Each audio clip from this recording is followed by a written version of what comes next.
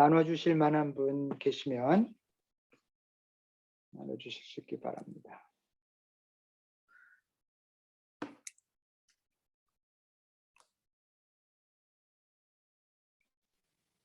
오늘 나눌 준비들이 안 되셨나요?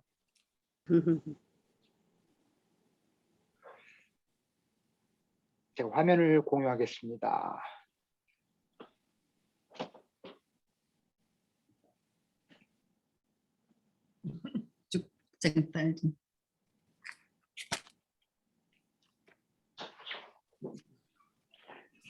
자, 오늘 제목은 축복 쟁탈전이고요. 제목이 재밌죠?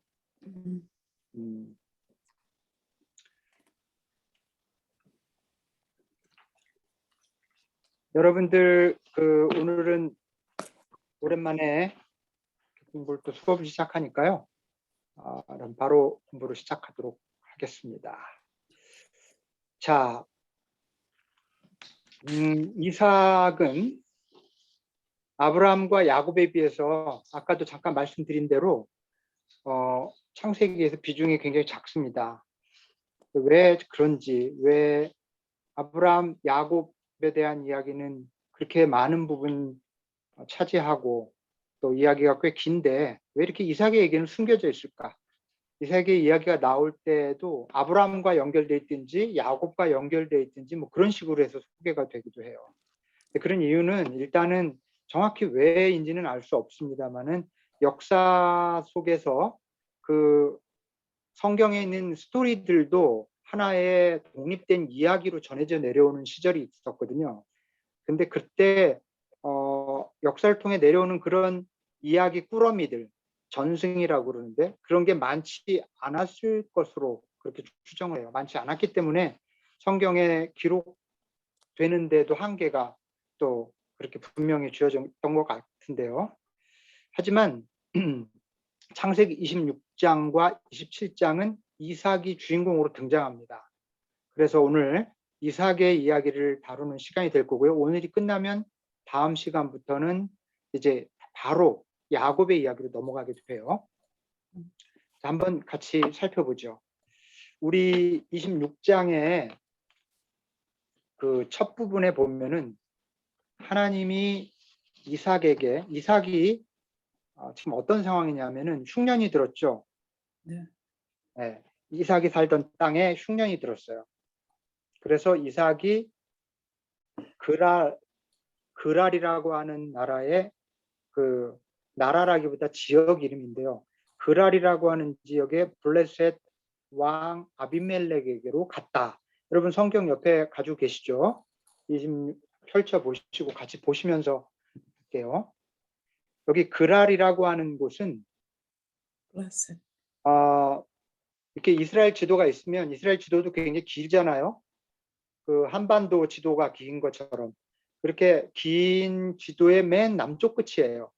그래서 그 밑을 지나가면 이집트로 연결되게 되어 있죠. 그래서 그랄 땅은 거의 이집트랑 경계를 맞이하고 있는 지역이거든요. 그래서 이 그랄 땅에 왔다고 하는 것은 더 나아가서 이집트까지 갈 계획을 가지고 있었다는 뜻인 거예요. 그래서 그때 주님이 나타나셔서 뭐라고 이삭에게 말하냐면 이집트로 가지 말라 그래요. 그리고 내가 너에게 살라고 한 땅에서 살아라 이렇게 명령을 하시거든요.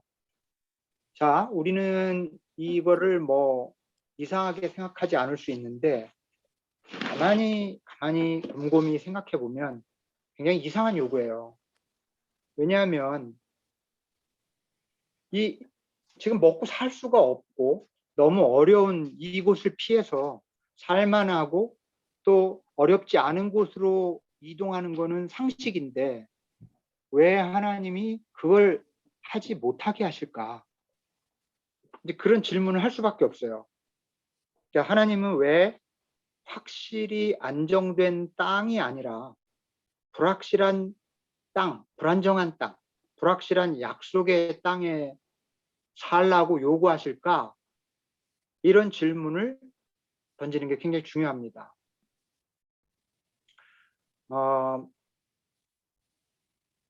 자, 그러면 왜 그러시는 것 같습니까, 여러분? 자, 이 얘기는 저거하고 똑같아요.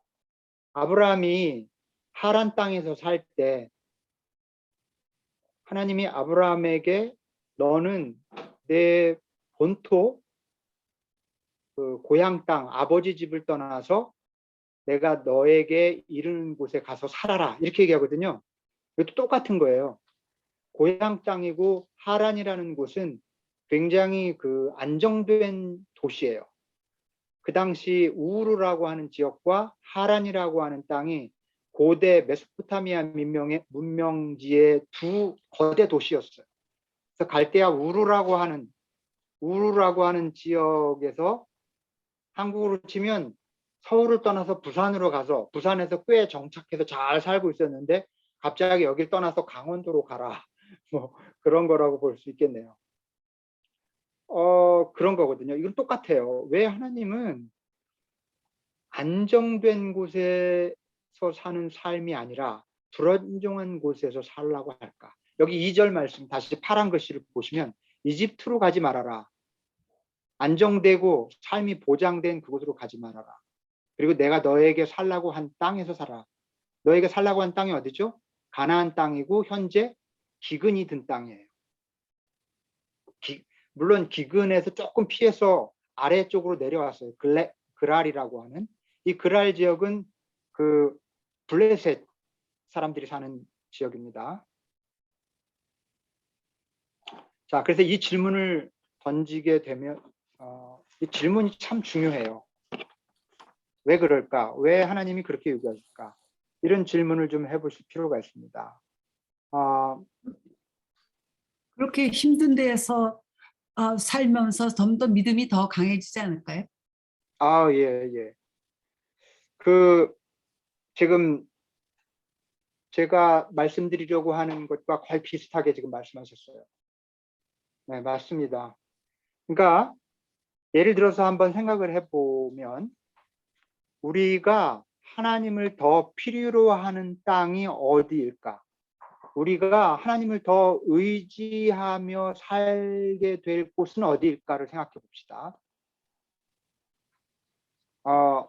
어디서 더 하나님을 의지할까요? 확실한 곳에서는 하나님의 필요를 훨씬 덜 느끼겠죠. 모든 것이 확실하니까. 그렇죠? 불확실한 곳에서는 하나님을 의지할 수밖에 없는 여건이 마련되어 있어요. 그래서 이 불확실한 약속의 땅에서 살라는 요구는 다른 말로 하면 이런 뜻이에요. 하나님을 필요로 하는 삶, 하나님을 의지하는 삶을 살라는 그런 요구로 보시면 되겠어요. 그래서 저는 이 말씀을 어쩌면 질문을 가지실 분도 계실지 모르겠어요. 아니 그렇다고 굳이 고생할 것이 뻔하고 불행할 것이 뻔하고 어려움이 너무 당연한 그런 곳을 억지로 선택해서 살 필요는 없지 않느냐. 이제 그런 질문을 하실 수 있겠는데 이거를 그런 어떤 그 1차적인 문자적인 의미로 생각하지 마시고 이 말씀이 가지고 있는 그런 어떤 메시지를 좀 생각해 보시라는 말씀이에요. 그러니까 꼭 일부러 그런 곳을 선택하라는 말이 아니에요. 그런 말이기보다 하나님을 필요로 하는 삶을 살라는 뜻입니다. 꼭 굳이 경제적으로 부유할 수 있는 곳과 경제적으로 가난할 수 있는 곳 중에 가난한 곳으로 가서 살아라. 이런 문자적인 의미라기보다 어디에서 살든지 하나님을 필요로 하는 삶, 하나님을 의지하면서 사는 삶을 중요하게 여겨야 한다는 말씀인 거죠. 그래서 여기 땅이라는 말을 우리 삶의 어떤 분위기나 방식이나 태도로 그렇게 좀 받아들이시면 되겠습니다. 여러분이 사는 삶이 여러분이 지금 누리고 있는 삶이 여러분 하나님이 필요한 땅입니까? 아니면 하나님 필요 없는 땅입니까? 어떠신 것 같아요? 여러분은 어디서 살고 계시는 것 같습니까? 자, 이런 질문을 좀 드려보고 싶습니다. 한번 생각해 보시고요. 자, 그래서 이 창세기 26장의 이삭 이야기가 전개되는 앞부분의 이야기는 단지 그 가뭄이 들어서 이삭이 이주하고, 그리고 하나님이 그냥 내가 너한테 말한 곳에서 살아 이렇게 얘기했다는 얘기가 아니라 이런 깊은 의미가 있다는 것을 좀 생각해 보실 필요가 있겠습니다. 그 다음에 이어지는 얘기는 아마 여러분 이번에 이 본문 읽으시면서 이런 질문 드셨을 거예요. 왜 이 사건이 자꾸 일어나지? 그죠? 반복되는 이상한 사건이에요. 그러니까 이삭에게서 일어난 일이지만 지금 여기 26장에서는 이게 지금 앞에서 아브라함이 2번이나 겪었던 일이잖아요. 그런데 여기 또 일어나요. 처음에 지금 이 사건이 처음 일어난 거는 아브라함이 그 고향 땅을 떠나서 가나안에 왔다가 그곳이 그 아주 그 페민 기아의 땅이라는 것을 알고 이집트로 내려가지 않습니까? 그랬다가 그곳에 내려가면서 자기 아내를 빼앗고 자기를 죽일까봐 누이라고 속이죠. 그러다가 이집트 지역에 재난을 일으키고 쫓겨나는 그런 사건. 두 번째 사건은 다시 아브라함이 똑같은 그랄이에요. 이게 그랄은 블레셋이라고 생각하시면 되고 이스라엘 지역의 맨 끝 남쪽 그 국경 지역이라고 보시면 됩니다. 그곳으로 갔다가 거기서 똑같이 같은 잘못을 저지르죠. 그랄 왕 아비멜렉에게 또 누이라고 속여요. 그런데 이제 그 아들이 이삭이 이번에도 똑같이 자기 아내를 그랄로 이주했을 때 누이라고 속여요. 이게 똑같은 일이 납니다. 여러분 이거 어떻게 생각하세요? 왜 이렇게 3번이나 이상한 사건이 반복되고 있을까요? 이 사건은 어떻게 해석해야 될까요? 2가지 가설을 세울 수가 있어요. 첫 번째는 이 반복되는 이상한 사건을 이렇게 늘 설명합니다. 실제로 똑같은 일이 3번 일어난 거다. 아브라함은 같은 실수를 2번 저질렀던 거고 아들 이삭은 아버지를 닮아서 부전자전으로 똑같은 실수를 또 저지른 거다. 그렇게 성경을 그냥 문자 그대로 믿는 걸 좋아하는 분들은 이 첫 번째 가설을 믿습니다. 두 번째 가설은 본래는 하나의 사건이었지만 한번 문제가 일어난 사건이었지만 그 사건을 묵상하고 또 이제 전에 내려오던 과정에서 후손에게 가르칠 목적으로 다른 버전, 조금 다른 세팅에서 조금씩 다르죠. 이 3가지 사건이. 크게는 뭐 비슷하지만 조금씩 디테일이 달라요. 그래서 그런 다른 버전으로 만들어졌다. 즉 하나의 사건이 부전으로 전해 내려오는 과정에서 조금씩 다른 버전들이 나오게 되었다. 첫 번째 가설은요. 교회에서 목사님들이 주로 많이 설명하는 방식이고요. 두 번째 가설은 신학교에서 학자들이, 교수들이 설명하는 방식이에요. 여러분은 어떤 쪽으로 믿어도 상관없습니다만 이것이 실제 이 사건이 3번이 똑같은 일이 반복된 건지 아니면 한 번의 사건이 이런 방식으로 3가지 버전으로 그렇게 어떤 레슨을 위해서 어떤 성서적인 가르침을 전할 목적으로 버전이 되었다고 생각하든지 간에 이 의미가 뭔지 도대체 왜 이 이상한 사건이 이렇게 뭐가 중요해서 거듭 성경에 등장하는 건지를 이해할 필요가 있는 겁니다. 어떤 거냐면, 네, 의인도 실수를 할 수 있다는 걸 보여주시는 거 아닌가? 어, 어, 의인도 실수를 할 수 있다.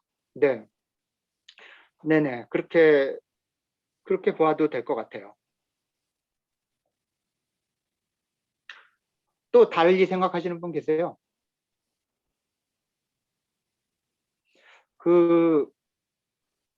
네. 아마 여러분 이 첫 번째 가설에 땡기시는 분이 계실 거고 두 번째 가설에 땡기시는 분이 계실 텐데 굳이 그거를 뭐 어느 한쪽이 옳다 그러다 그렇게 말할 필요는 없는 것 같아요. 자, 그러나 우리가 분명히 알아야 될 것은 이게 3번이나 반복되는 그런 이야기라면 성경이 뭔가 중요한 메시지를 전하려고 하고 있다고 하는 것만은 분명해요. 그게 뭐냐를 아는 게 훨씬 중요하겠죠. 첫 번째 가설이냐 두 번째 가설이냐 보다 그게 중요해요. 뭐냐 하면 이 위기나 고난의 때, 지금 이제 아브라함도 그렇고 이삭도 그렇고 갑자기 어려움이 닥쳤을 때 지금 이런 일이 벌어진 거예요. 그렇죠? 이삭도 어려움에 처해서 지금 그랄 지역으로 갔다가 이런 일이 벌어지는 거죠. 위기나 고난의 때에 하나님을 신뢰하기보다 자기 자신의 지혜를 의지하는 게 얼마나 어리석은 일인지를 강조하는 거죠. 왜냐하면요, 위기의 때, 즉 하나님이 내 편이 아닌 것처럼 느껴질 때 하나님을 신뢰하는 게 참 어렵잖아요.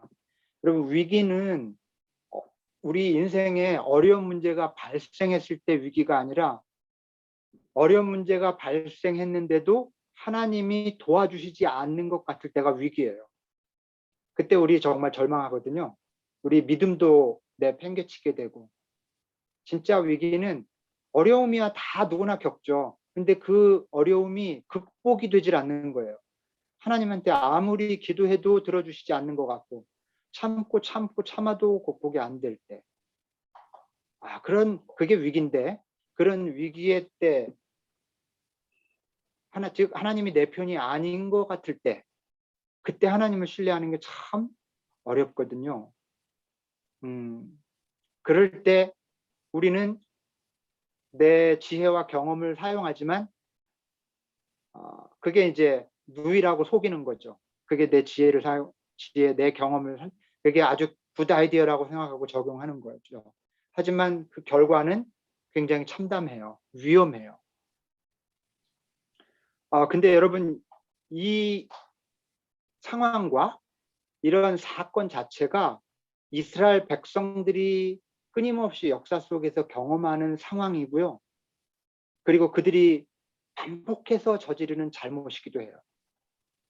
그래서 이 이야기가 두고두고 이스라엘 백성들에게 굉장히 중요한 교과서 같은 그런 교훈으로 전해져야만 했던 거죠. 이스라엘 백성들에게 이 교훈이 굉장히 중요했어요.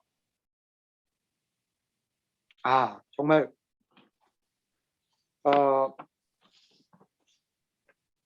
위기의 때에조차도 하나님을 신뢰하는 것, 이게 얼마나 중요한지.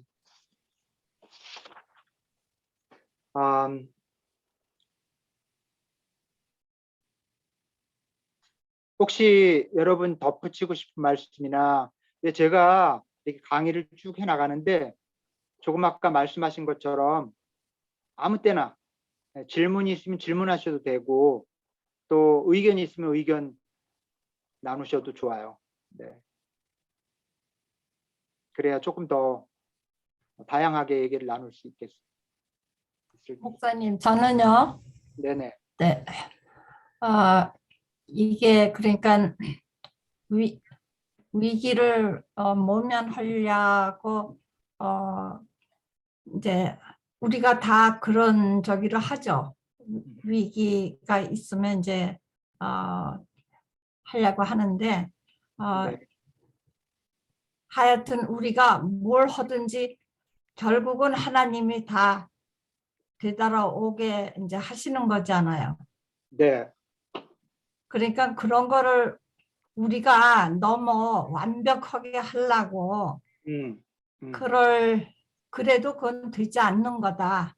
음, 그냥 우리가 무슨 실수를 해도 이건 아브라함 같은 사람이 이런 일을 했다는 게 우리가 이해가 안 되잖아요. 그렇게 정말 하나님을 체험한 사람이. 음, 그런데도 이렇게 하는데 음, 하나님이 이게 그렇게 위기로 되게 안 해주셨잖아요. 네. 이제 그것이 아, 우리가 의지해야 할 믿음이 아닌가 그런 생각을 했어요. 제가 요 이야기에서 다음 얘기로 넘어가는데 넘어가면서 덧붙이려고 했던 말이 딱 그거예요. 진짜로요. 예. 그냥 드리는 말씀이 아니라. 왜냐하면 결국에 하나님이 아브라함을 야단치지 않아요. 이삭을 야단치지 않고 그 위기에서 건져주고 오히려 그 사람들, 그 이집트 사람들 혹은 블레셋 사람들 에게 그쪽에 이제 무슨 일이 생기게 하고 결국 구해줘요. 그죠? 예. 그러면 그렇지만 교훈은 분명히 들려주죠. 위기가 올지라도 심지어 내가 아무런 도움을 주지 않는 것 같은 순간에조차도 나를 신뢰할 수 있는 믿음이 필요하다. 이제 그런 메시지가 굉장히 중요하게 담겨 있다고 봐야 합니다. 지금 여러분 창세기가 가장 널리 직접적으로 읽혀질 때가 언제냐면요. 바벨론 포로로부터 해방되기 직전과 그 이후 그 무렵이었어요. 그 무렵에 이 창세기가 가장 많이 읽혀졌어요. 그리고 그때 당시에 이스라엘 유대 백성들이 이 창세기의 첫 번째 독자일 것으로 봐요. 그래서 그때 당시 그 유대 백성들은 지금 50년 내지 70년 동안 나라를 잃고 바벨론의 포로로 끌려가 살다가 돌아왔어요. 자, 이때 하나님한테 버림받은 느낌이겠죠. 이때 이 사람들이 저지를 수 있는 실수는 마치 이삭이 혹은 아브라함이 내 누이예요 라고 속이는 자기 꾀, 자기 경험, 자기 지혜를 발휘하는 것 같은 잘못을 저지를 수도 있었거든요. 근데 지금 이 이야기가 이렇게 거듭거듭 아브라함이 2번, 이삭이 1번 이렇게 저지르는 이야기를 통해서 이스라엘 유대 백성들에게는 너무나 중요한 깨우침과 가르침과 길잡이가 되었을 거예요. 근데 그거는 유대 백성들에게 뿐만이 아니죠. 모든 신앙인들이 동일하게 저지를 수 있는 그런 일인 거고 누구나 이런 위기 때 그렇게 되죠. 그래서 하나님이 함께 하시지 않는 것 같을 때조차도 하나님을 신뢰하는 믿음. 네, 이 단어, 이 표현을 좀 마음에 좀 새겨두셨으면 좋겠어요. 어렵지만 그 믿음이 우리에게 필요하다. 목사님, 만약에 그렇다면요, 음? 아브라함이 사실대로 말을 했다면은 어떻게 됐을까요? 그 하나님께서 원하시는 거는 그 사실대로 말을 하기를 원하신 건가요? 그럼 어떤 건가요? 거기 내려가지 말았어야죠. 이집트에 내려간 것 자체가 예, 예, 너는 이 땅에서 살아라 그랬잖아요. 근데 내려갔잖아요. 그 내려간 것 자체가 이미 벗어난 거죠. 하나님 계획에서. 그렇군요. 지금 이삭은 아예 이집트로 내려가진 않았지만 내려갈 계획 하에 있었던 걸 전제하고 있어요. 그랄 땅으로 내려가서 그 다음은 이집트예요. 이집트로 내려가는 거 바로 그 국경이거든요. 그래서 하나님이 다시 한번 얘기를 하면서 이런 일이 일어난 거죠. 자, 그러면 그 다음 얘기로 넘어가겠습니다. 그 다음 12절부터 나오는 이야기는요, 우물을 파는 얘기예요. 이게 이삭과 관련해서 유일하게 어떻게 보면 가장 이삭을 포커스한, 이삭이 주인공으로 등장하는 이야기라고 볼 수 있는 부분입니다. 여러분 잘 아시겠지만 중동 지역은 물이 귀하잖아요. 사막 지역이니까. 그래서 물이 안 나오면 거기 거주하기가 어려웠겠죠. 그러니까 오래 머물려면, 안정적으로 머물려면 우물을 확보해야 돼요. 우물을 확보하는 일은 생명과 직결되는 일이었고요. 그래서 쟁탈권이 굉장히 심했습니다. 이삭이 그 우물을 빼앗기고 그랄 평원까지 밀려나요. 잠깐만 공유를 중지해 볼게요. 그리고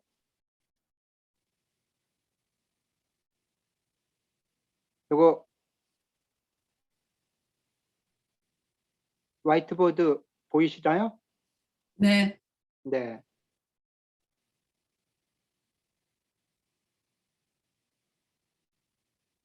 아유, 이 글씨 쓰기 되게 어렵네요. 이게 지중해예요.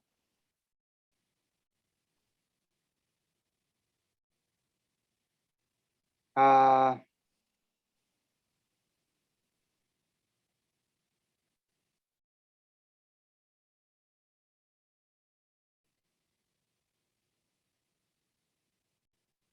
요 위에가 갈릴리, 요게 사해, 요게 아니, 그쵸? 네, 이게 요단강입니다.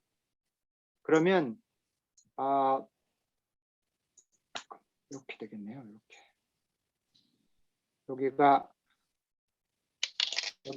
여기가 다 이집트예요. 그리고 이게 이스라엘 땅인데 요 부분이 그랄은 여기입니다. 여기. 그러니까 이보다 조금 더 미칠 거예요. 그러니까 이스라엘 지역의 맨 끝. 그런데 우물을 이제 그랄 지역에서 살다가 우물을 몇 개 파는데 계속해서 이 블레셋 사람들이 회방을 해요. 그러니까 그랄 평원까지 내려가요. 그랄의 가장 끄트머리예요. 그랄 평원. 이제 여기서 국경 넘어가면 바로 이집트고 이제 그런 곳이죠. 그림 그리기 엄청 어렵네요. 연습을 많이 해야 되겠어요.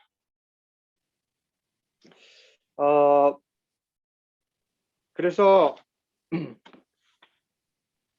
이삭은 자기가 판 우물과 자신에게 소유권이 있는, 그러니까 아브라함도 그때 옛날에 그 전 때에 그곳에서 산 적이 있잖아요. 그러면서 그때 팠던 우물들이 있는데 이 블레셋 사람들이 그 우물을 다 막아버리거나 아니면 자기들이 뺏었거든요. 그런 거를 지금 이삭이 우물을 새로 파고 또 아버지의 우물이기 때문에 자기가 소유하려고 했던 그런 우물까지도 계속 뺏어요. 굉장히 고약하죠. 그러면서 계속 밀려 밑으로 내려가서 그랄 평원까지 내려온 거예요. 네. 그런데 이삭은 정말 끈질기게 아브라함 아버지 때 팠다가 블레셋 사람들에 의해 묻혀진 또 다른 우물들을 다시 파내고, 그리고 아버지가 예전에 이름 붙였던 그 이름을 붙여서 그대로 사용을 했어요. 이 중동 지역에, 고대 중동 지역에 살던 사람들은 우물에 이름을 붙이는 관습이 있습니다. 우물이 소중하니까요. 우리 옛날에 한국에서 살 때 우물에다 이름 붙이지 않잖아요. 그죠? 그냥 무슨 마을 우물, 공동 우물 그러지. 근데 우물에 이름을 붙인다는 거는 그만큼 소중하게 여긴다는 거죠. 네. 들고양이, 들개들한테 이름 안 붙이죠. 집에 데리고 있는 강아지, 고양이들은 이름이 다 있잖아요. 그런 것처럼 우물에 이름들이 있었어요. 아버지가 이름 붙였던 이름을 다시 불러서 사용을 했다. 그런데 또 블레셋 사람들이 내려와서 거기까지 와서 다투고 빼앗아요. 그러다가 최초로 더 이상 블레셋 사람들이 괴롭히지 않고 안전하게 사용할 수 있는 우물을 파게 되는데 그게 르호봇이라는 우물이에요. 미국 교회들 가운데 교회 이름이 르호봇 혹은 르호벳이라는 그 교회 이름을 가진 교회들이 있어요. 르호벳이라는 이름이 이렇게 긍정적인 이름을 뜻을 갖고 있어서 그래요. 제가 섬기는 미국 교회 중에 하나도 교회 이름이 르호벳 교회거든요. 이게 이삭이 계속해서 우물을 파고 또 파고 그러면 또 뺏기고 블레셋 사람들이 묻어버리고 그러다가 처음으로 진짜 자기 우물을 갖게 된 거예요. 누구의 방해를 받지 않고. 그 우물 이름이 르호벳이에요. 르호벳의 이름은 여러분 성경에도 나와 있는 것처럼 넓은 곳, 번창하는 뭐 그런 의미를 갖고 있어요.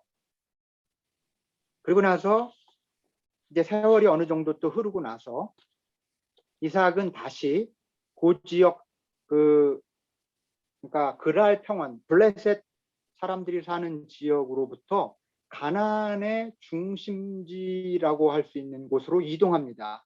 그곳이 나중에 부엘세바라는 그런 명칭으로 불리우게 되는데요. 사실은 이것은 지금 여기 처음부터 부엘세바라고 딱 지칭하고 있지만 이때는 이름도 없었던 때죠. 어쨌든 그러나 이삭은 르호벳 우물가에 살다가 어느 시점에서 다시 가나안 중심지로 올라와요. 이스라엘의 중심지. 예루살렘에서도 그렇게 멀지 않은 곳이에요. 여기서 여기 와서 살 때쯤 되니까 희한하게도 블레셋 사람들이 아비멜렉, 그때 왕이 아비멜렉인데 아비멜렉이 거기까지 쫓아와서 이삭에게 평화조약을 맺자고 그래요. 우리도 너네들을 공격하지 않을 테니 너희도 우리를 공격하지 말자. 자, 이 평화조약을 맺는 얘기가 여기 나오죠. 근데 이거의 의미는 뭐냐면 이삭이 그만큼 강해졌다는 말이에요. 재산도 많아졌고 병사도 있을 정도로 굉장히 거대한 시족 사회를 이뤘다는 것을 짐작해 볼 수가 있어요. 그러니까 전쟁의 위협 때문에 서로 불가침 조약을 맺자 하는 그런 조약을 맺게 된 거죠. 그리고 그 평화 조약을 기념하면서 우물을 팠는데 그 이름을 세바라고 불렀다고 하는 거죠. 세바는 맹세라는 뜻이잖아요. 나중에 이제 사람들이 이름을 붙여서 부엘세바다 그렇게 이름을 붙였다는 거예요. 지금 이삭이 우물을 판 그 쭉 이름들을 보면 이삭의 생애, 어떻게 보면 이삭의 영적 여정이 고스란히 담겨 있어요. 근데 정리해 볼 필요가 있어요. 처음에 이삭이 판 우물이 에색이라는 우물이었어요. 근데 블레셋 사람들과 다퉜다고 해서 에색이라고 이름을 붙였죠. 뺏겼죠. 또 그 다음에 우물을 팠는데 블레셋 사람들이 와서 또 시비 걸고 반대했죠. 그래서부터 이름이 신나예요. 근데 여러분 그거 생각할 필요가 있어요. 처음부터 에색이라고 이름을 진 게 아니에요. 이게 다 후대에 어떤 사건이 일어난 후에 붙은 이름들이라고 볼 수 있어요. 그렇죠? 태조, 뭐 세종, 정종 이건 그때 당시에 불렀던 이름이 아닌 거 아시죠? 나중에 후대에 붙인 이름이에요. 그런 것처럼 이 이름들도 다툼, 반대라는 이름을 처음부터 우물에다 붙이지는 않았겠죠. 나중에 붙은 이름이라는 걸 알 수 있어요. 어쨌든 그 다음 우물 판 르호벳에서 번창하고 넓은 성장, 번영 이런 경험을 했던 거고요. 그리고 거기서 어느 정도 세월이 흐른 다음 세바로 왔고요. 여기서 그러니까 이쪽 가나안 중심지로 온 건데 여기서 블레셋 사람들과 불가침 조약을 맺어서 그걸 기념해서 불가침 조약 맹세를 했다고 해서 세바라고 이름 붙이는 우물이 생겨났고 그곳을 맹세의 우물이라 해서 부엘세바라고 부르게 되었다. 요 그 우물의 역사, 우물 판 역사가 결국 이삭의 여정이에요. 이삭 영적 여정. 저는 이게 되게 멋있는 것 같아요. 되게 뭔가 시적이고요. 여러분, 우물을 판다는 게 뭐예요? 우물은 뭐 우리가 사는 곳에서도 마찬가지지만 그 사막 지역에서는 특별히 더 생명수잖아요. 우물이라는 게 정말 젖줄이죠. 생명을 위해서 꼭 필요한 생명수를 확보한다는 뜻인데, 다시 말해서 이삭은 단지 우물을 팠다기보다 생명수를 얻는 영적 투쟁을 해왔던 거예요. 어떻게 보면. 그래서 묻혀버렸던 아버지의 우물을 다시 판 거고요. 빼앗기면 또 포기하지 않고 또 우물을 팠어요. 그래서 저는 이 이삭이 창세기 26장에서 끊임없이 우물을 파는 이 과정들을 가만히 생각해 보면서, 아, 영적 삶이라고 하는 게 이렇게 이삭이 보여줬던 것처럼 끝없이 우물을 파는 여정이로구나. 여러분, 우리 삶에 광야가 있잖아요. 우리 삶에 사막이 있고 생명수가 흐르지 않는 그런 삶의 순간들이 계속해서 나타나잖아요. 그때마다 포기하지 않고 또 파는 거죠. 우물을 묻히면 다시 파고, 빼앗기면 또 다시 다른 곳으로 이동해서 또 우물을 파는 거죠. 그런 점에서 끝없는 여정이고 분투고 싸움이고 영적 전쟁인 거죠. 그래서 저는 이삭을 우물을 파는 사람이라고 그렇게 붙이고 싶고요. 이스라엘 백성들을 우물을 파는 백성이다, 그렇게 말하고 싶고요. 우리 신앙인들도 역시 끊임없이 우물을 파는 사람들, 그렇게 이름 붙여도 되지 않을까, 그런 생각을 좀 해보게 됩니다.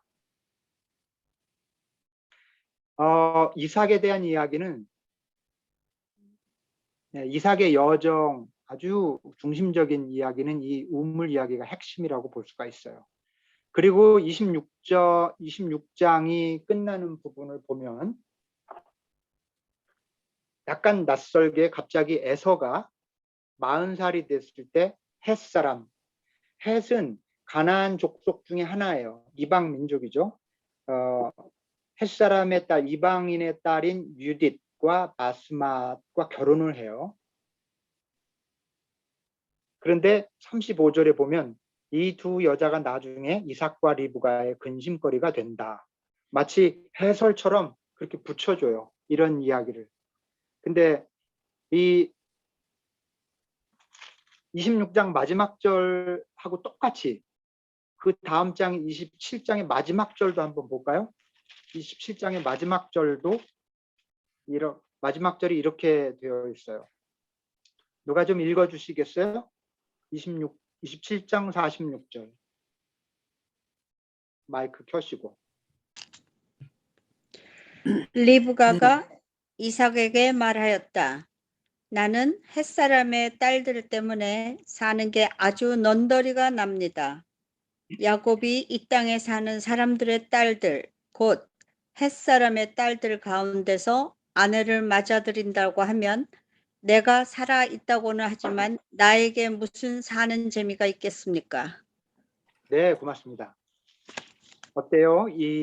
지금 연결이 되죠? 26장 마지막 절과 27장 마지막 절이 연결이 돼요. 이 짧은 이야기는 장차 일어날 위기를 미리 암시해주는 그런 역할을 합니다. 에서가 결국에 그 가나안 본토민인 이방 여인과 결혼함으로 해서 이스라엘의 어떤 그 정통성을 벗어나게 돼요. 근데 그걸 미리 좀 암시해 주는 얘기로 볼 수가 있어요. 근데 지금 읽어주신 27장 마지막 절 재밌지 않나요? 아주 넌더리가 난데요. 며느리 때문에 꽤 욕을 보신 모양이에요. 시어머니가. 리브가가 그러니까 이미 지금 26장 마지막 절에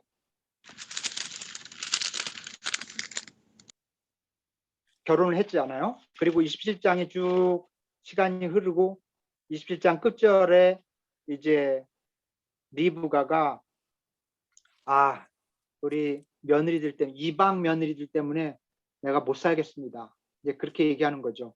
그러니 우리 둘째 야곱까지도 여기서 저렇게 이방 며느리랑 이방 여자와 결혼을 하는 꼴을 나는 못 보겠습니다. 이런 얘기를 하는 거예요. 근데 사실 이 얘기는 리브가의 그 시어머니로서의 심정을 뭐 그렇게 알려주려고 있는 말씀이 아니라 그 에서가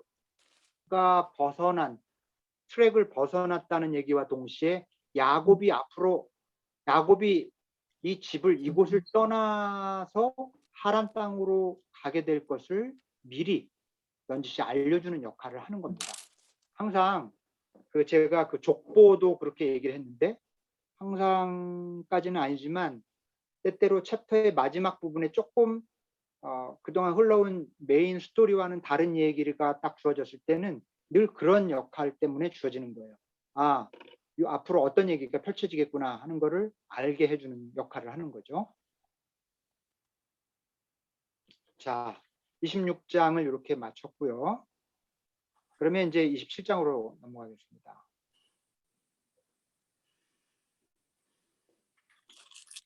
어, 27장으로 가면 이삭이 이제 죽기 전에 이제 나이가 많이 들어서 이제는 자신의 어떤 대를 이어줘야 되는 그런 유산과 유언과 뭐 이런 것들을 남겨줘야 되는 타이밍이 된 거죠. 그래서 이스라엘 사람들은 이제 자신이 죽을 때가 되면 맏아들에게 자기의 생명을 넘겨주는 그런 뜻에서 축복을 해줘요. 이렇게 머리에 손을 얹고 축복을 해줍니다. 여러분 여기서 그 27장에 등장하는 복이라고 하는 야곱이 축복을 받았다라든지 에서가 아버지 저를 축복해 주십시오라고 말할 때 축복이라는 단어는 히브리어로 네페시라고 하는데요. 이거는 뭐냐면 축복해 주는 사람의 생명력을 말해요. 혹은 축복해 주는 사람의 생명의 어떤 그 호흡, 기 이런 거를 뜻하거든요. 그러니까 이게 뭐냐면요. 사람의 생명력은 이스라엘 사람들에게는 사람의 생명은 영원히 이어진다고 생각했어요. 어떻게? 맏아들에게 축복함으로.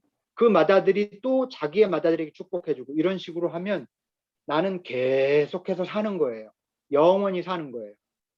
내 생명이 계속 이어진다고 본 겁니다. 그래서 가문이 끊어지는 것을 그토록 싫어한 겁니다. 내 가문이 영원토록 자자손손 많아지고 하늘의 별처럼 많아진다고 하는 게 그렇게 복되다고 믿었던 이유가 거기에 있어요. 영생하는 거거든요. 그래서 이런 믿음 때문에 그 축복을 해주는 게 중요하고 축복을 받는 게 중요했어요. 그렇지만 근데 이제 에서한테 축복을 해줘야 되는데 에서는 이미 여러 해 전에 자신의 장자권을 동생 야곱에게 팔은 바가 있죠. 그 바탕 위에서 어머니와 야곱이 둘째 아들이 공동 작전을 통해서 아버지로부터 장자가 누릴 축복을 가로채요. 이게 선뜻 이해가 좀 안 되실까요? 그래도 그렇지 아무리 그래도 엄마가 둘째 아들이 아무리 이뻐도 그렇지 첫째 아들도 자기 아들인데 어떻게 이럴 수가 있을까? 그런 생각 하실 수도 있을 거예요. 근데 이게 가정들을 이렇게 보면 다 그런 건 아니겠지만 어떤 가정 융합이라고 그래요. 이 아빠는 큰 아들과 엄마는 작은 아들과 또는 반대의 경우 뭐 있고 어쨌든 그런 심리적인 융합 상태가 굉장히 많아요. 여긴 좀 극단적인 그런 경우이긴 하지만 어쨌든 엄마는 어떤 대가를 치르고서라도 둘째 아들이 장자의 축복을 받기를 위해서 자기 남편도 속이고 자기 큰아들도 속이는 거죠. 야곱도 거기에 공모해서 같이 축복을 가로챘습니다. 자, 그래서 우리가 이제 에서는 모르고 야곱에게 축복을 해주잖아요. 이렇게 털 만져보니까 엄마가 입혀준 털옷 때문에 야곱을 에서로 착각하고 그렇게 해서 이제 축복을 해주는데, 우리 한번 에서가 아니죠. 제가 이삭과 에서를 좀 혼동했네요. 이삭이 둘째 아들 야곱에게 축복하면서 복을 빌어주면서 해준 노래가 있어요. 27절, 28절, 29절이에요. 한번 잠깐 볼까요? 여러분 성경 27장 27절. 이거 역시 어느 분이 좀 한번 읽어주세요. 안 읽어주신 분 중에서.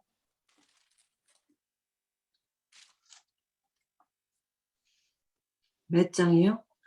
27장 27절. 그가 가까이 가서 그에게 입맞추니 아버지가 그의 옷에 향취를 맡고 그에게 축복하여 이르되 내 아들의 향취는 여호와께서 복 주신 밭의 향취로다. 하나님은 하늘의 이슬과 땅의 기름짐이며 풍성한 곡식과 포도주를 내게 주시기를 원하노라. 계속합니까? 네, 29절 한 절 더 읽어주세요. 네, 만민이 너를 섬기고 열국이 내게 굴복하리니 내가 형제들의 주가 되고 내 어머니의 아들들이 내게 굴복하며 너를 저주하는 자는 저주를 받고 너를 축복하는 자는 축복을 받기를 원하노라. 네, 고맙습니다. 이게 이삭이 큰아들인 줄 알고 야곱에게 축복해준, 복을 빌어준 내용이에요. 이거는 노래 형식으로 되어 있어요. 이게 창세기에 노래 형식으로 되어 있는 시들은 이건 뭐 여담이지만 고고학적으로 굉장히 인기가 많아요. 왜냐? 가장 오래된 시의 형식이기 때문에. 그래서 굉장히 학자들이 좋아합니다. 근데 이게 학자들에 따르면 굉장히 리듬이 있는 시래요. 아주 잘 짜여진 운율에 맞춰진 시라고 해요. 근데 이제 뭐 그런 형식이 중요하다기보다 이 내용이 사실은 여기 뒷부분에 보면 너를 저주하는 사람마다 저주를 받고 너를 축복하는 사람마다 복을 받을 거예요. 이건 아브라함에게 줬던 축복의 내용하고도 겹치죠. 지금 야곱이 할아버지에게서 받은 축복을 받고 있어요. 그죠? 이어져 내려오고 있어요. 그래서 이 축복의 노래는요, 단지 야곱에게뿐만 아니라 야곱의 후손인 이스라엘 백성 전체에게 해당되는 축복의 내용이기도 해서 이거 틀림없이 이스라엘 백성들은 이 노래를 아주 즐거워했을 거예요. 암송하고 노래를 가락을 붙여서 노래로 만들어 부르고 이제 그랬을 겁니다. 굉장히 중요하고 사랑 많이 받는 그런 노래인데요. 자, 여기서 제가 좀 덧붙이고 싶은 것은 여기 지금 소개된 이야기가 야곱의 속임수가 정당하다고 말하는 게 아닙니다. 그거를 성경이 권하거나 그게 뭐 가치 있다고 말하는 게 아니죠, 당연히. 이런 속임수가 섞인 그런 이야기임에도 불구하고 이런 이야기를 통해서 말하려고 하는 건 뭐냐면 이 부분 굉장히 중요해요. 역사의 우여곡절에도 불구하고 이스라엘 민족이 축복을 이어받은 민족이라는 역사적인 뿌리 깊은 근거를 여기 제시하고 있는 거예요. 이스라엘 민족은 마치 천암 같아요. 언제나 버려진, 중요하지 않은, 귀하게 대접받지 못하는 그런 천암 같은, 그리고 이 히브리라고 하잖아요. 히브리 사람들, 히브리 people. 히브리라는 말의 원래 어원이 하비루라는 말에서 나온 말이에요. 하비루라는 말은 떠돌뱅이들, 장돌뱅이들 이런 뜻이에요. 핫비루. 그 당시 핫비루라는 말은 가장 그 거지 같은 사람들, 가장 더러운 사람들, 가장 비천한 사람들 이런 의미와 동일하게 사용된 단어예요. 자기 민족의 이름을 히브리라고 붙였다는 것 자체가 이 사람들이 얼마나 비천하게 천대받고 무시받고 그랬는지 알 수 없는 그런 민족이었던 거죠. 그러니까 야곱이라고 하는 이 차남의 정체성, 이게 이 사람들의 정체성이에요. 그런데 이 야곱이 속임수이지만은 어떻게든 우여곡절 끝에 장자의 축복을 받아요. 그래서 이것이 의미하고 있는 바가 이스라엘 민족에게는 굉장히 특별해요. 야곱이 저지른 속임수를 장려하고 그건 뭐 아름답다고 말하는 게 절대 아니고 이스라엘 민족의 운명과 같은 거예요. 야곱의 운명. 결국에 야곱이라는 이름이 나중에 이스라엘로 바뀌고 그게 이스라엘의 후손이 되잖아요. 바로 그런 의미에서 야곱이 지금 비록 이렇게 갈취해서 축복을 받았지만 이스라엘 민족의 역사적인 정체성을 보여주는 사건으로 지금 소개되고 있다라고 여러분이 그렇게 이해하시기를 바랍니다.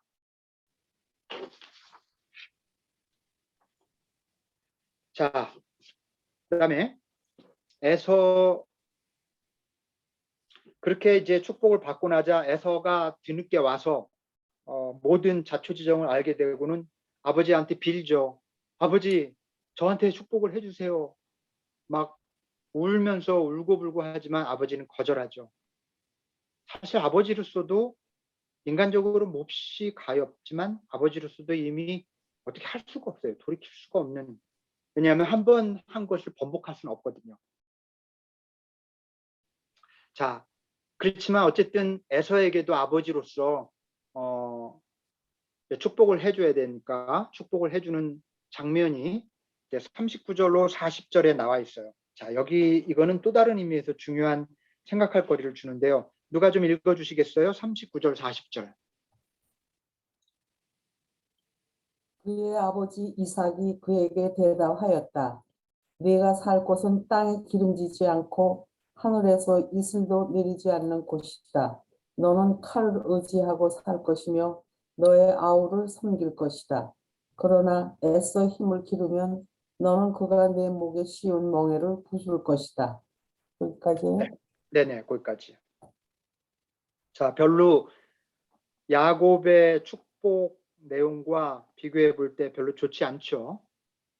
아주 뚜렷하게 이것도 노래 형식이에요. 시 형식으로 되어 있어요. 운율이 있고요. 그래서 이렇게 비교해 볼 때 대칭을 이루고 있으면서도 내용적으로는 굉장히 대조를 이루고 있습니다.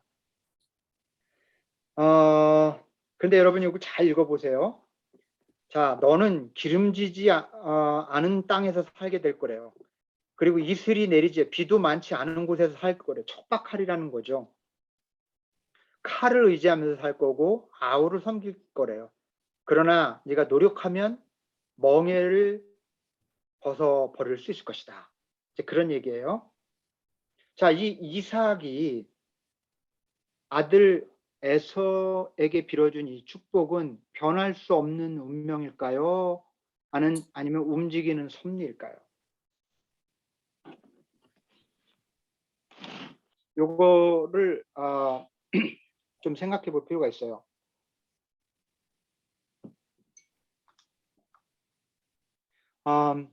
여기서 우리가 운명과 섭리에 대해서 좀 생각해 볼 필요. 누가 말씀하실 게 있으세요?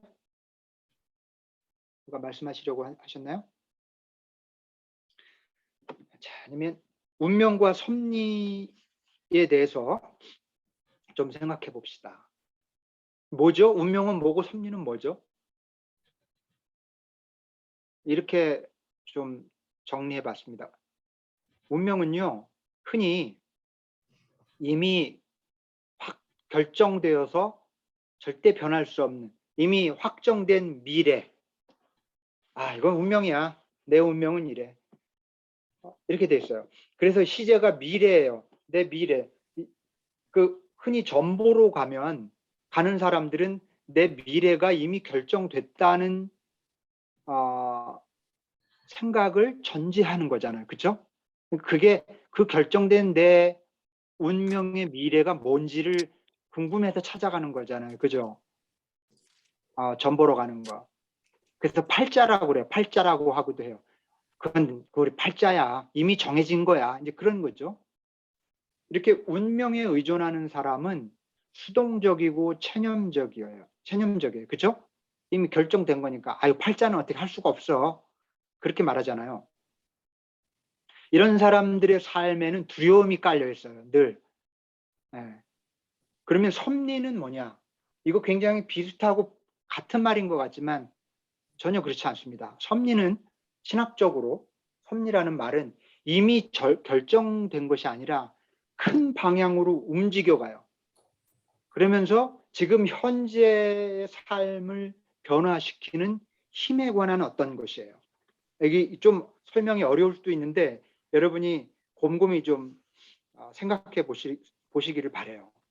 그래서 섭리를 따라 살 때 사람은 적극적이고 능동적인 자기 삶을 그리고 자신을 변화시키고 삶을 바꿔가게 돼요. 성경은요.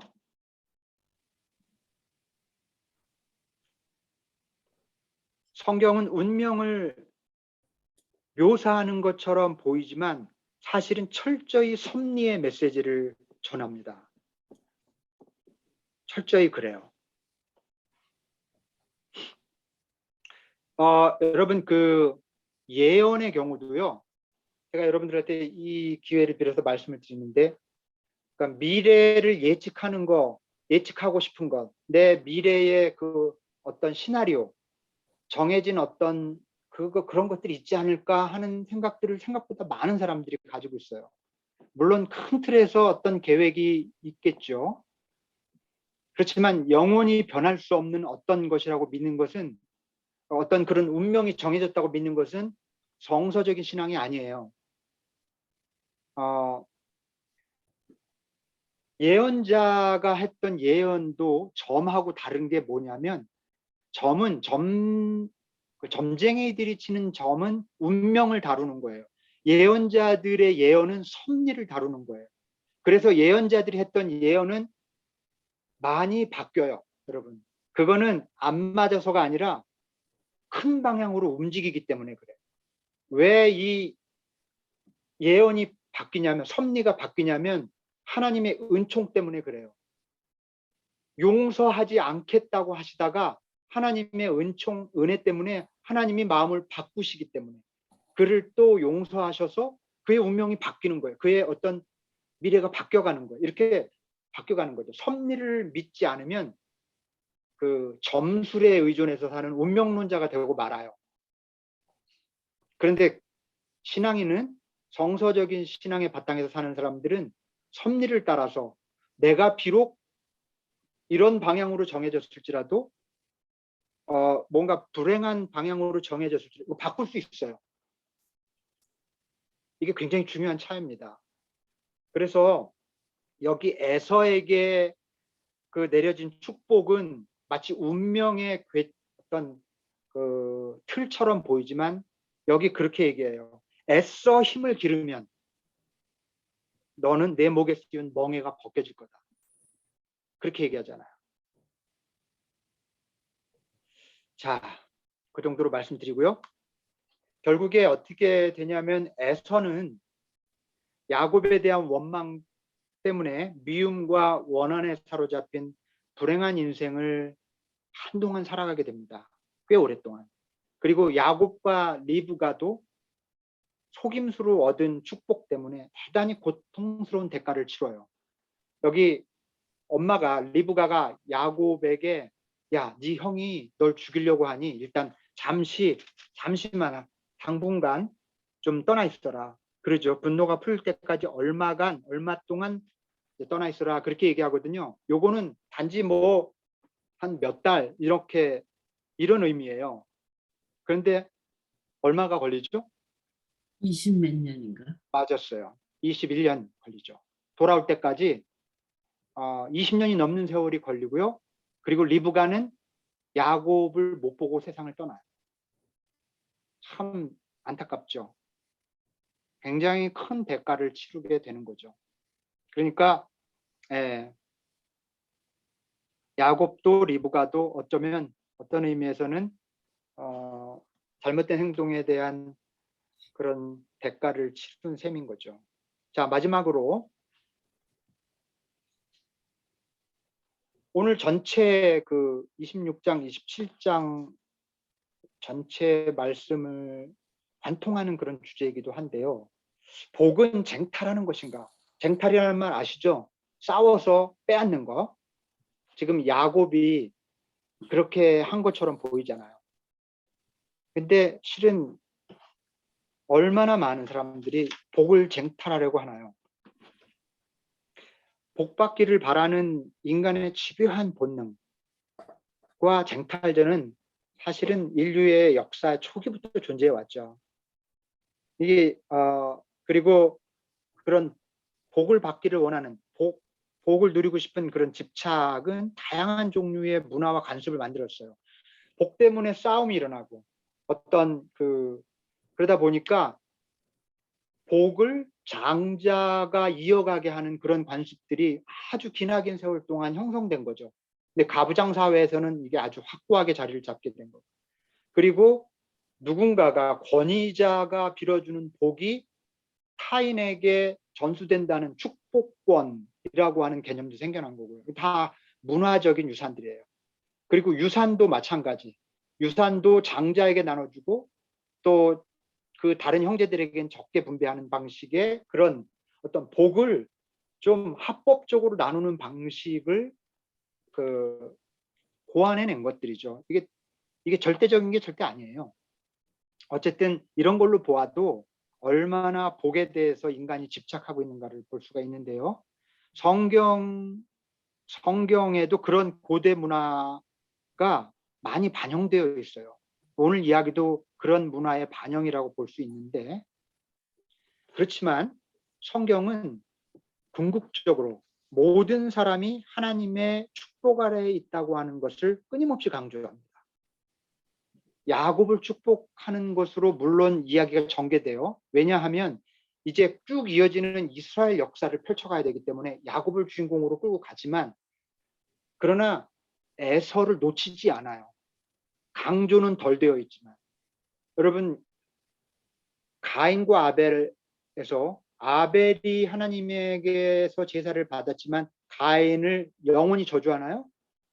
가인을 살려주시고 그가 살 길을 열어주시잖아요. 그렇죠. 아브라함, 이스마엘과 이삭이 아브라함의 친아들이라고 해서 이스마엘을 저주하나요? 이스마엘도 복을 누리도록 허락해 주거든요. 마찬가지예요. 여기서도 야곱뿐 아니라 에서도 복의 그 카테고리 안에 들어와 있습니다.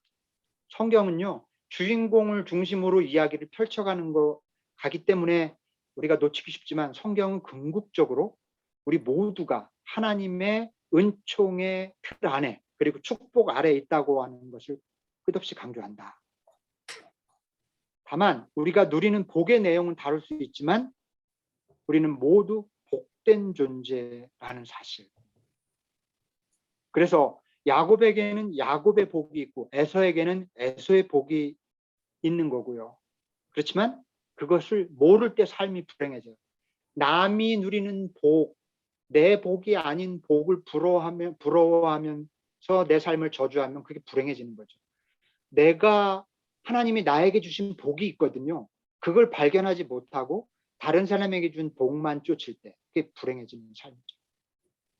그래서 복은 남의 것을 빼앗는, 복을 쟁탈하는 게 아니라 내 안에 하나님이 주신, 내 삶에 부어주신 복을 발견하고 깨닫는 거다. 이렇게 말씀드리면서 오늘 성경 공부를 마무리할게요. 복은 남의 것을 빼앗는 것이 아니라 이미 나에게 부어주셨다는 것을 깨닫고 발견하는 것. 그리고 그거를 감사하며 누리는 거예요. 자, 그런 말씀을 드리고 싶습니다.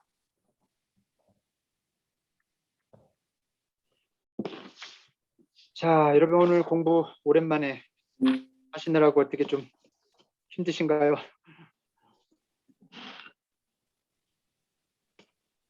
자, 이제 질문이나 하시고 싶은 말씀이 있으면 잠깐 나누겠습니다.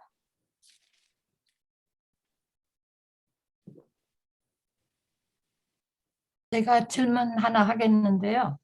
네네. 지금 말씀하신 대로 그러니까 야곱이 이스라엘의 조상 아브라함의 축복을 계승하는 것 같이 우리가 지금 성경에서 배우고 있잖아요. 네. 그런데 에서도 하나님의 축복을 받고 있고 또 아브라함의 아들 이스마엘도 하나님의 축복 안에 있다. 이제 그렇게 말씀하시는 거잖아요. 지금 이제 성경이 그렇다는 거죠. 네. 그런데 우리는 왜 구태여 야곱의 후손을 따라가려고 애를 쓰나요? 야곱의 후손을 따라가려고 애를 쓴다. 라기보다는요. 그러니까 우리는 늘 야곱의 입장에서 그리고 아브라함의 입장에서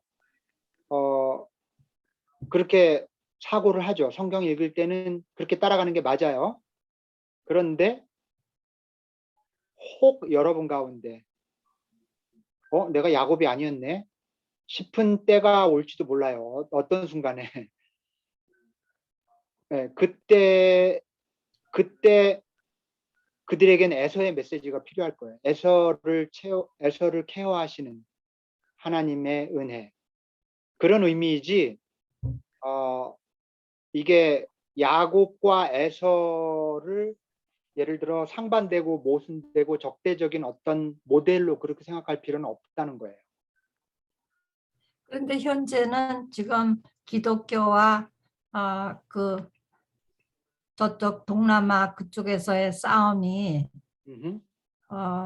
계속되고 있잖아요. 근데 우리는 지금 완전히 그 이스라엘과 이제 이란, 이락 그쪽으로 이 싸움이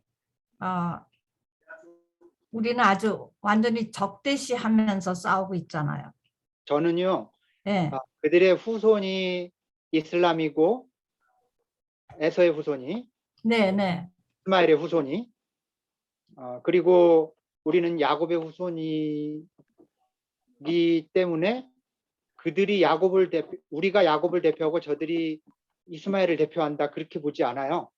그때 그 얘기를 쭉 가져와서 지금 저 이스마엘의 후손들 이렇게 지금 현재 민족 분포도를 굳이 그 인류학적으로 그렇다 할지라도 지금 이 이야기를 그렇게 해석할 필요는 없다.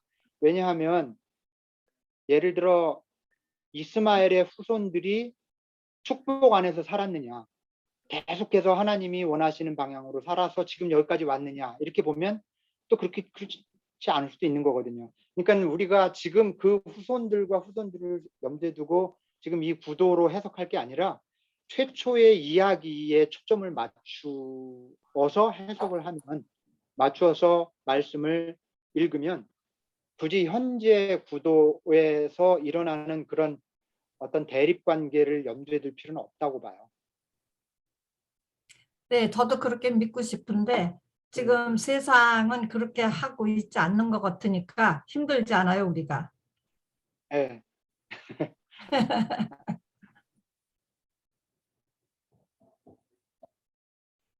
근데 목사님, 우리가 히스토리를 보면은요, 그 이렇게 저기 아랍 사람들이 저렇게 하는 거, 예를 들면은 마호멧 그 예언자가 어떻게 저는 코란을 본 적이 없어서 잘 모르긴 하지만은 그 사람이 만약 그 사람 나름대로의 그 퍼스널 필로소피일까 그걸 가지고 그 코란을 썼다 하더라도 그거를 인터프리트한 그 나중 사람들이 또 어떻게 했는지 그것 때문에 여러 가지 문제들이 이제 생기잖아요. 그러니까 예를 들면은 십자가 군대들이 그 첫 번째 그 십자가가 그 이스라엘 예루살렘 쪽에 갔을 적에 그 사람들이 굉장히 잔인했거든요. 잔인해갖고 그 아랍 이슬람 사람들을 여자 아이들 뭐 천몇백 명을 그냥 살해했거든요. 그러고 나서 그 다음에 두 번째로 이제 또 그 십자가 군들이 갔을 적에 그 사람들이 크게 패했거든요.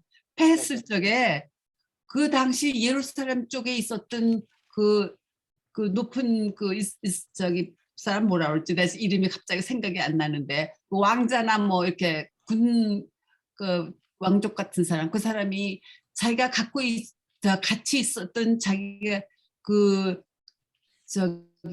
이스라엘 아랍교의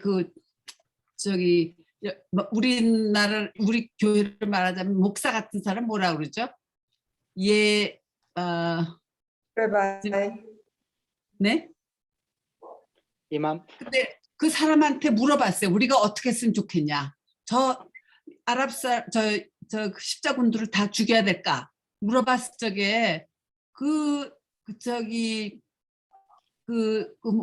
아랍 이슬람의 그 목사 같은 그 사람이 죽이지 말라고 도로 다 그냥 집으로 보내라고 그랬거든요. 그런데 그때 첫 번째 그렇게 심하게 죽였을 적에 그거를 지금도 그 이슬람 교도들은 아주 그냥 이를 가는 거래요. 그러니까 역사 속에서 종교가 왜곡되어 왔던 부분들은 어느 종교나 있고요. 지금 이슬람 그 코란의 정신을 굉장히 순전하게 지키는 사람들이 있는가 하면 익스트림으로 받아들여서 사실 월드 트레이드 센터에 돌진한 사람들 다 이슬람 사람들이잖아요. 그리고 기독교를 굉장히 혐오하고, 근데 같은 코란을 믿는 사람 중에도 이 사람들이랑 전혀 동의하지 않는 사람들도 있어요. 똑같이 우리 크리스찬 안에서 지금 말씀하신 대로 십자군 전쟁에 참여한 사람들의 그 리더들과 그 다음에 그 스피릿이 가장 비복음적인 것으로 드러나고 있어요. 역사학자들에 의해서 너무너무 비참하게 살인을 저질렀고, 그게 뭐 또 역사 속에서 서로 보복하면서 똑같은 역사를 쌓아왔겠죠. 그래서 지금 현재 오늘날 이 종교와 저 종교, 이 민족과 저 민족이 대립하는 것을 야곱과 에서의 대립으로 해석하는 것은 굉장히 점프가 너무 심할 수 있는 것이어서 좀 조심할 필요가 있다는 말씀인 거고요. 그래서 그 역사가 만들어 놓은 부작용들을 내려놓고 맨 처음에 있었던 이야기 자체를 볼 때, 그거 자체의 메시지를 좀 들여다볼 필요가 있는 거고요. 그게 어떻게 보면 원래의 정신을 회복하는 길일 수도 있어요. 그래서 요 주제 말고도 오늘 이제 여러 가지 얘기를 했는데 또 다른 주제로 얘기하실 분이 계시면 나눠주세요.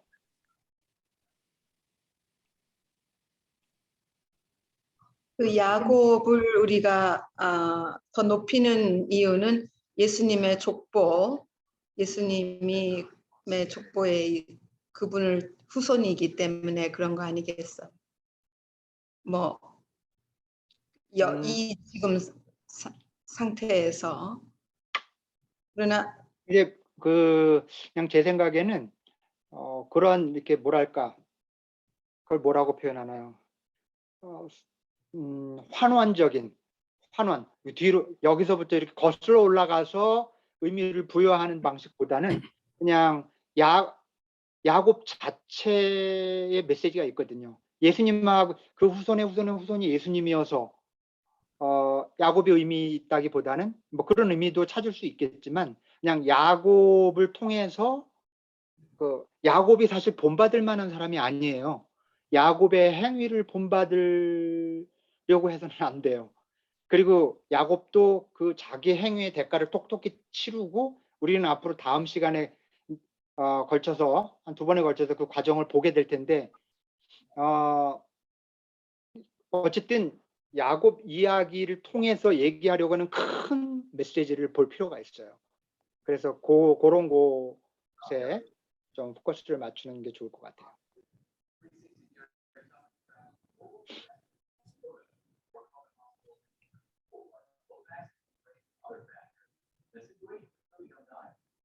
이영준 집사님 뮤트가 돼 있습니다.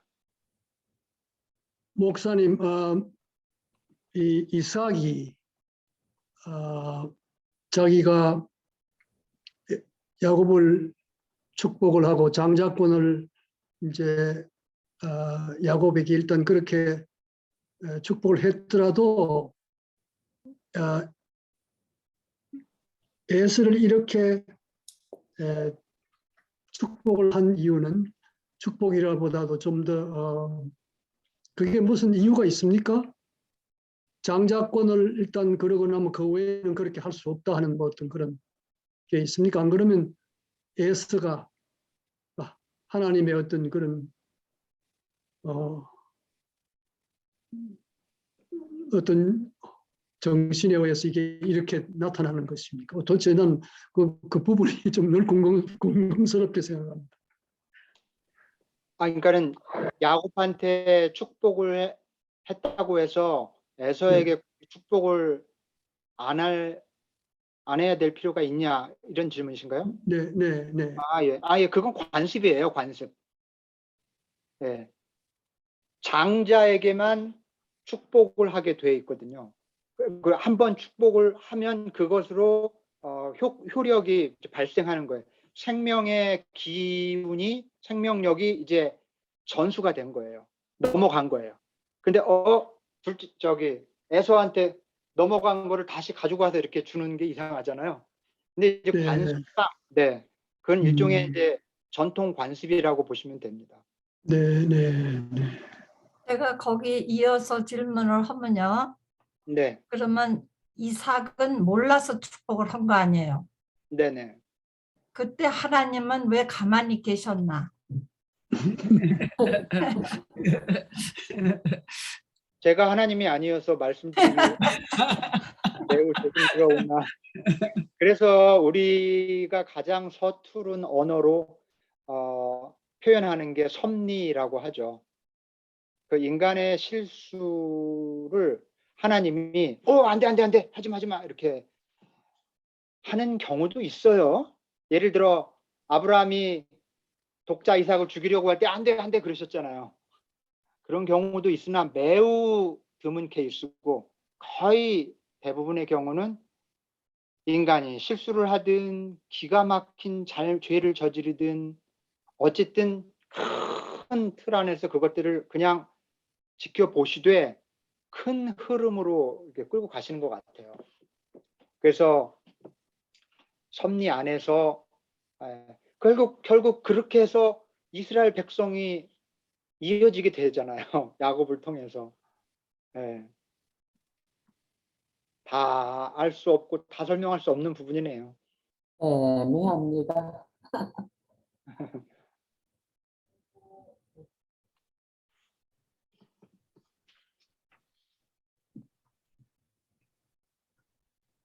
수고하셨습니다.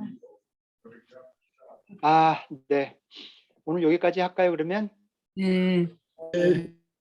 수고하셨고요. 다음 주는 2장이 아니라 3장을 읽어 오셔야 합니다. 왜냐하면 그게 흐름이 있어서 야곱이 이제 형을 피해서 도망가는 이야기, 도망가서 거기서 사는 이야기가 전개되거든요. 이 영화 한 장면 같아요. 이미 우리 다 알지만 또 재미있게 빠져 읽을 수가 있으니까 한 호흡으로 앉아서 이렇게 읽으시면 좋을 것 같아요. 그렇게 여러 번 읽으실 수 있겠죠? 그래서 28장, 29장, 30장 다음 주에는 공부하도록 하겠습니다. 우리 잠깐 기도하고 마칠게요.